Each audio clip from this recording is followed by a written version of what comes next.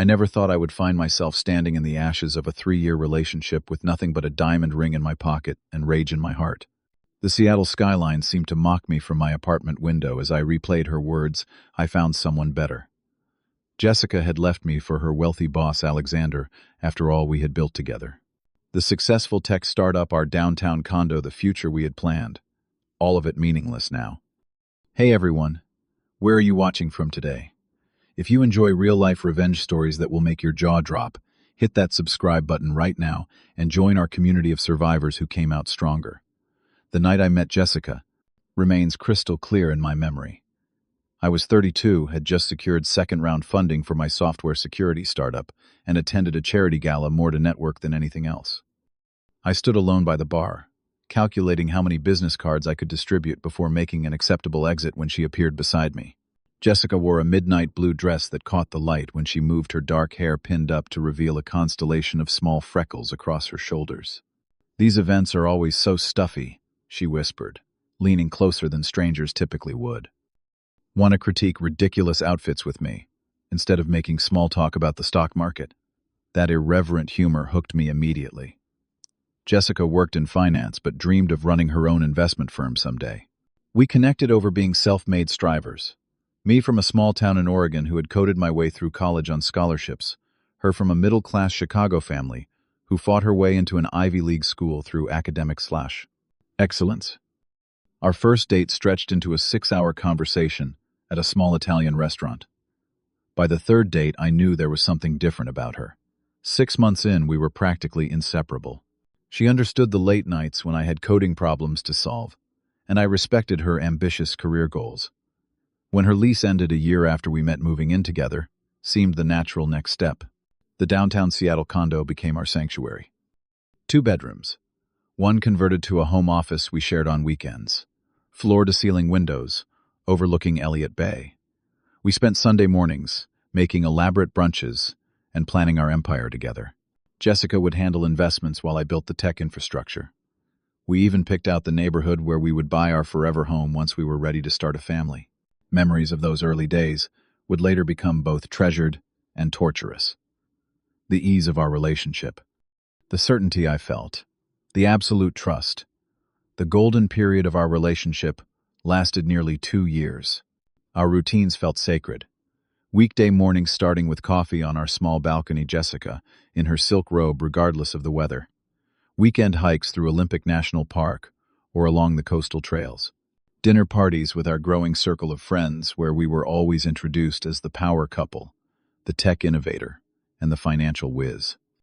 When my company faced a potential lawsuit from a larger competitor, Jessica spent nights helping me prepare documentation and strategize with lawyers. When she was passed over for promotion, I surprised her with a weekend getaway to heal before she returned to fight harder. We began casually looking at properties outside the city. 3 bedrooms, minimum space for a home gym, good school district for future children. The conversations about marriage evolved from theoretical to practical. She showed me pictures of vintage engagement rings she loved. Nothing flashy, she claimed, though the examples she sent told a different story. When Jessica landed a position at Westbrook Financial, one of Seattle's most prestigious investment firms, everything accelerated. Her salary nearly doubled. Our social circle expanded to include partners at top law firms, tech executives, and financial power brokers.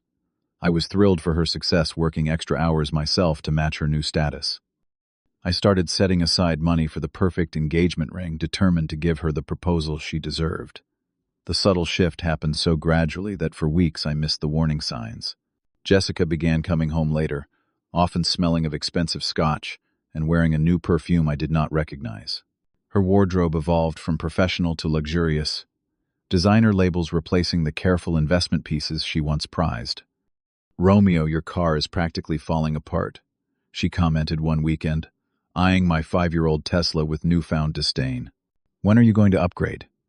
You look like you deliver food in that thing, not run a growing tech company." Small criticisms multiplied. The condo she once loved now seemed cramped compared to her colleagues' homes. Our favorite neighborhood Thai restaurant became too casual for regular dinners. My habit of wearing comfortable clothes when working from home suddenly irritated her. Her stories increasingly featured mentions of her new boss, Alexander Williams. He drove a Bentley. He owned a vacation home in Aspen. He recognized Jessica's exceptional talent in ways her previous employers never had. I thought nothing of it initially. She was simply impressed by a successful mentor. When she started working late twice, then 3 times a week for special projects with Alexander, my stomach began to knot with unease. My friend Marcus pointed it out during our monthly poker night. Jessica seems different lately, more focused on status stuff. Everything okay with you two? I defended her immediately. She is just excited about the new job, finding her footing in a different league. Marcus looked unconvinced but dropped the subject.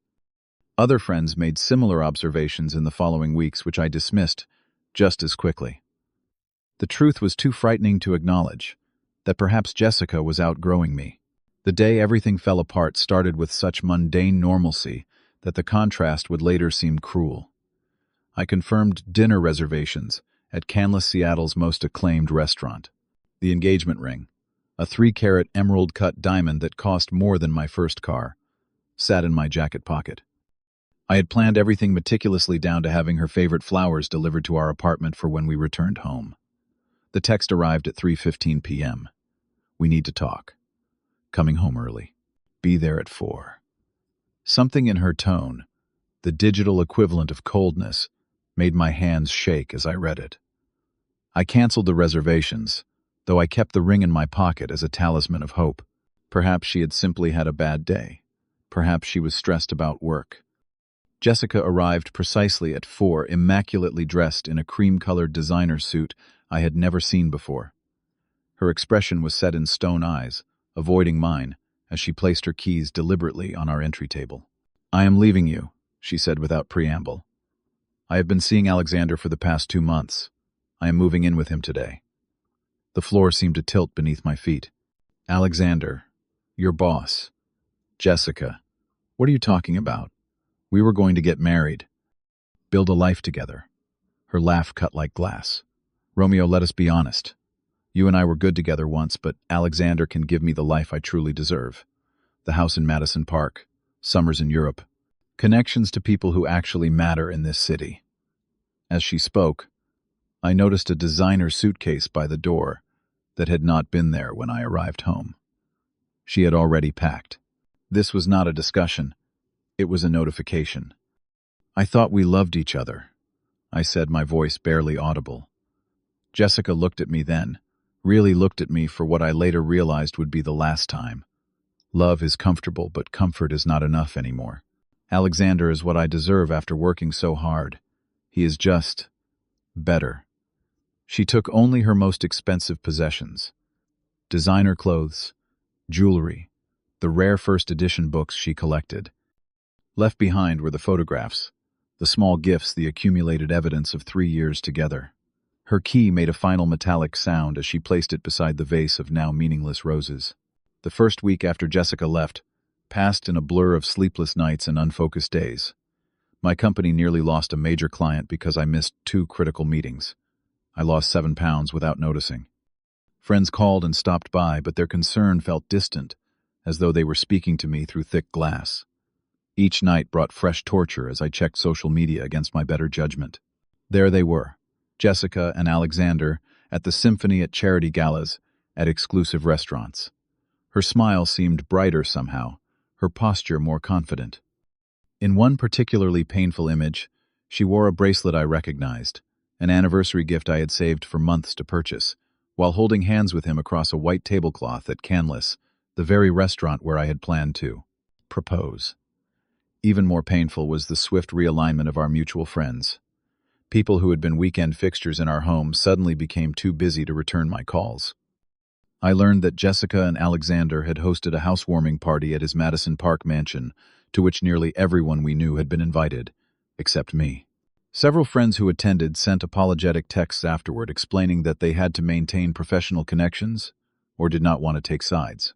Alone in what had once been our bedroom, I hit rock bottom on a rainy Sunday morning 3 weeks after she left. I had not showered in days. Delivery food containers surrounded the bed. My phone buzzed with concerned messages from my business partner that I could not bring myself to answer. In that moment, suicide seemed like a rational response to unbearable pain. The call that changed everything came at my lowest point. Marcus, my oldest friend and business partner, did not just call to blank. He used his emergency key to enter the apartment after I failed to answer. "Enough," he said, pulling open the curtains to let harsh daylight into the room. "You smell terrible, your company is suffering, and Jessica is not worth this destruction." His bluntness shocked me into temporary clarity. As Marcus forced me into the shower and then made coffee, he delivered news that would become my turning point. "Your joint investment account is empty," he said when I emerged in clean clothes. "Jessica withdrew everything 3 days before leaving you. Nearly $200,000. The money itself mattered less than the calculation it revealed. Jessica had planned her exit, meticulously emptying our shared resources while maintaining the facade of our relationship. This was not an impulsive decision or a passionate affair. It was a strategic upgrade from one life to another with me as collateral damage. "There is more," Marcus continued. "Alexander has done this before. Twice. He finds talented women at his firm, mentors them, then separates them from their partners. The last one lasted 8 months before he moved on to a new acquisition." A strange calm replaced my despair. "How do you know this, Janet Cooper?" "She used to be his personal assistant before she was fired for disloyalty last year. She reached out when she saw pictures of Jessica with him. Wanted to warn you." For the first time in weeks, purpose began to replace pain. I was not simply a victim of betrayal. I was the target of a predatory pattern. This realization did not eliminate my hurt, but it transformed it into something I could channel. Janet Cooper agreed to meet me at a small coffee shop far from the financial district. Small and precise, with a permanently worried expression, she brought a portfolio of information that would change the course of my life. "Alexander is not just morally corrupt. His business practices are questionable at best, illegal at worst," she explained, sliding documents across the table. "He uses his romantic partners to secure wealthy clients who might otherwise be hesitant to invest with Westbrook. Jessica is already working with the Sorensen family. Old money, very conservative. They would never trust their portfolio to a man with Alexander's reputation for high-risk investments, but they connected with Jessica immediately.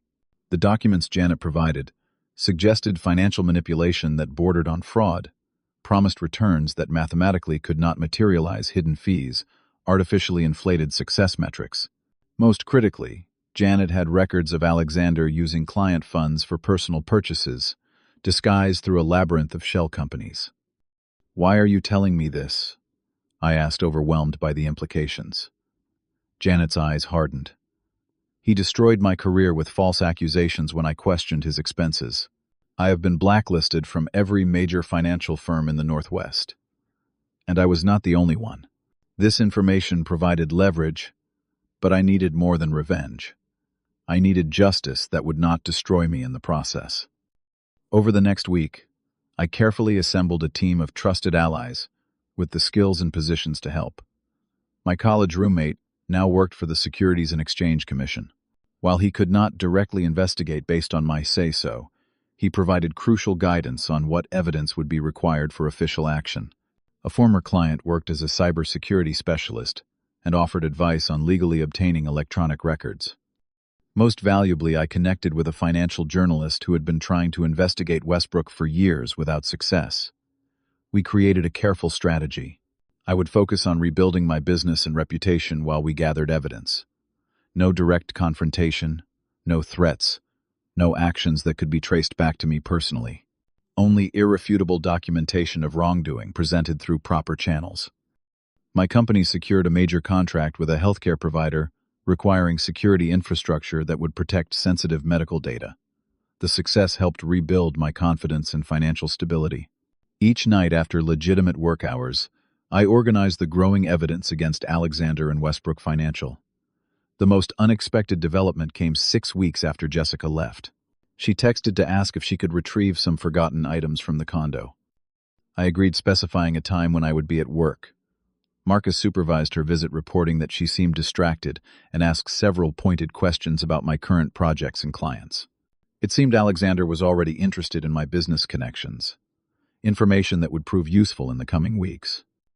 The first phase of my response began with Westbrook Financial announcing their annual investment gala, a lavish affair where current and prospective clients mingled with firm executives. Social media revealed Jessica and Alexander would formally announce their engagement at the event, solidifying their personal and professional partnership. 2 days before the gala, my company received an unexpected inquiry. Westbrook was seeking a security partner for their expanded digital infrastructure. Would I be interested in presenting a proposal? The irony was almost too perfect. Alexander had no idea who owned my company, as Jessica had always been dismissive of my small startup and clearly never mentioned my name to him. I arrived at the Westbrook offices in a perfectly tailored suit projecting the image of a successful but hungry entrepreneur. Alexander greeted me with the condescension of old money, addressing new, never suspecting I was the man whose life he had disrupted. "Your proposal looks promising, though perhaps ambitious for such a young company," he remarked, leaning back in his leather chair. "Jessica, my fiancée and rising star here at Westbrook, will be your point of contact if we move forward." The shock on her face when she entered the conference room was quickly masked by professional composure. She could not expose our connection without admitting she had concealed relevant information from her employer and fiancé. "A pleasure to meet you," she murmured, extending her hand with only the slightest tremor. The meeting provided legitimate access to information about Westbrook's systems and client relationships that proved invaluable. I left with a preliminary agreement and, more importantly, electronic access credentials for the proposal process that my security expert friend helped leverage appropriately. With precise timing, the first anonymous tips reached financial regulators 3 days after the gala. Specific transactions, exact amounts, dates, and account numbers. Nothing that could be dismissed as a disgruntled employee's allegations, but rather concrete evidence requiring investigation. Simultaneously, my journalist contact began asking targeted questions within the financial community. Not direct accusations, but inquiries about specific investment patterns that made Westbrook executives nervous. The first small clients began quietly withdrawing their funds, creating a barely perceptible ripple in the firm's massive portfolio. Alexander noticed nothing at first, too consumed with his social climbing and new engagement. Industry whispers reached me through Marcus. Westbrook was promoting Jessica, aggressively positioning her to handle more conservative clients who might be uncomfortable with Alexander's flamboyant approach. She was unknowingly becoming the public face for some of their most questionable investment vehicles. The pressure mounted slowly, deliberately. Market analysts began questioning Westbrook's unusually high reported returns. Minor investors continued withdrawing funds, citing portfolio diversification rather than specific concerns. The SEC opened a preliminary inquiry. Standard procedure. Nothing alarming. Just routine questions that required increasingly detailed answers. Alexander's paranoia emerged as the pattern continued. According to Janet's contacts still at Westbrook, he began interrogating staff about information leaks, convinced a competitor was orchestrating a campaign against him. Jessica found herself caught in his suspicion, her text messages and emails subjected to his scrutiny. Her unexpected appearance at my office 7 weeks into the operation surprised even me. My assistant showed her in without recognizing her name. She had used her maiden name to gain entry. "What are you doing, Romeo?" she demanded without preamble, pacing across my newly expanded office. "Something is happening at Westbrook. The SEC is asking questions. Clients are nervous. Alexander is becoming impossible to deal with." I continued reviewing documents on my screen, not immediately responding. The corner office with its view of Puget Sound represented everything she had not believed I could achieve. "I have no idea what you mean," I finally answered, meeting her gaze directly. "I am simply running my growing company. But it sounds like you have concerns about your workplace. Trouble in paradise already." Jessica's composure cracked slightly. "He checks my phone, monitors my emails, accuses me of talking to competitors. Last week he screamed at me in front of clients because I suggested a more conservative approach for their portfolio. And the wedding plans?" I asked mildly. She sank into a chair opposite my desk. "Postponed indefinitely until the situation at the firm is resolved." Her eyes filled with tears that might have moved me months earlier. "Romeo, I made a terrible mistake. I see that now. What we had was real. Substantial. Alexander is all flash and no substance. The performance was masterful. The vulnerable admission, the strategic tears, the implied offer of reconciliation." But her gaze kept drifting to the documents on my desk, the client list visible on my computer screen. "I think you should leave Jessica," I said quietly. "Whatever is happening at Westbrook is not my concern. Neither are your relationship problems." As security escorted her out, I noticed her expression had hardened into calculation. She had gotten nothing from me. No information, no emotional response, no leverage to take back to Alexander. That night, I alerted my team to accelerate our timeline. Jessica now suspected my involvement, which meant Alexander soon would too. The coordinated release of information happened exactly 3 days later. My journalist contact published a detailed expose in the Financial Times, revealing suspicious patterns in Westbrook's reported returns and questionable movement of client funds.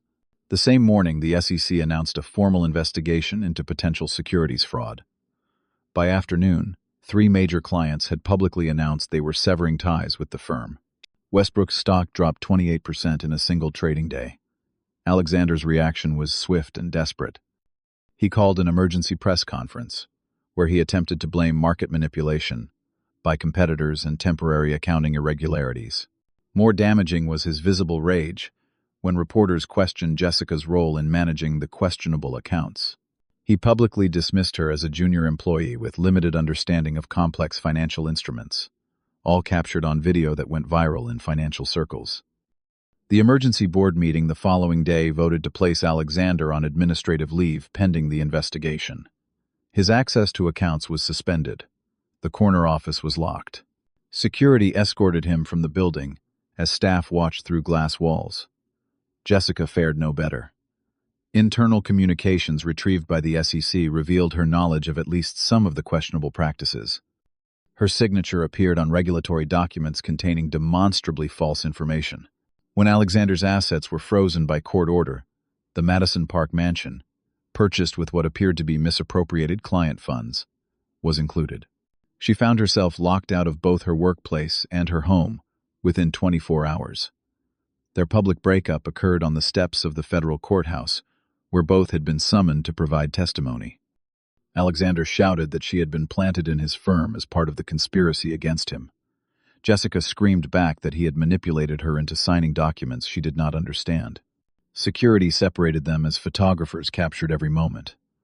From my new penthouse office with its superior view of Elliott Bay, I watched the news coverage with a glass of bourbon in hand. There was no celebration, no fist-pumping or shouting in triumph. Just the quiet satisfaction of justice properly served. The system had worked exactly as intended, punishing genuine wrongdoing rather than enabling personal vengeance. My company was thriving, having just acquired the cybersecurity division of Westbrook at a bankruptcy auction. Former mutual friends, who had aligned with Jessica and Alexander, now sent increasingly desperate messages seeking to reconnect. I ignored most selectively, responding only to those who had maintained some minimal decency during the split.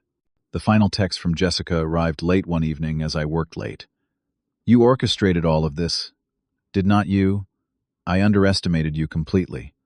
I guess neither Alexander nor I really knew who we were dealing with." I never responded. Some victories require no acknowledgement. The true personal victory came not from watching Alexander and Jessica face legal consequences, but from realizing I had chosen integrity over destruction. I could have exposed their affair, directly created public scandal, or pursued petty revenge. Instead, I had simply ensured that actual wrongdoing was brought to light through proper channels. Justice, not vengeance. The aftermath brought unexpected positive changes to my life. My company doubled in size as we absorbed former Westbrook clients, seeking more transparent financial technology solutions.